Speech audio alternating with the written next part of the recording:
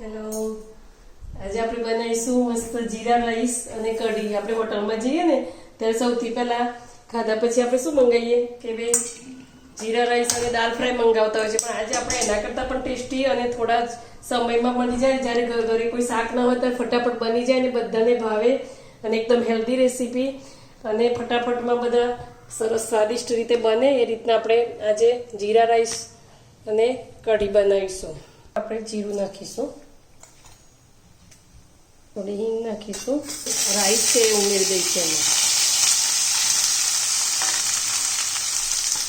Rice મેં પહેલાં ચડવી દીધા છે મસ્ત, અને પછી એને ઠંડા કરીને આપણે એનો વઘાર જ કરવાનો છે. પછી મરચાંમાં ઉમેરીશું અને થોડાક ધાણા નાખીશું આપણે, જેથી હોટલ જેવું એકદમ સ્વાદિષ્ટ બને અને થોડાક સમયમાં જ બની જાય અને બધાને ભાવે એવું આપણે એકદમ મસ્ત છૂટો છૂટો પુલાવ,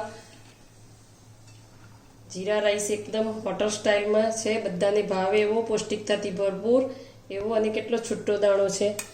અને જો એની સાથે આપણે કઢી બનાવી છે. કઢીની રેસીપી મેં આગળના વિડીયોમાં શેર કરી હતી, એટલે આ વખતે ખાલી જીરા રાઈસનો જ વિડીયો મેં શેર કર્યો છે. તો તમને રેસીપી કેવી લાગી? તમે પણ આ રીતના ઝટપટ બનાવજો તો બધાને ખૂબ જ સ્વાદિષ્ટ લાગશે.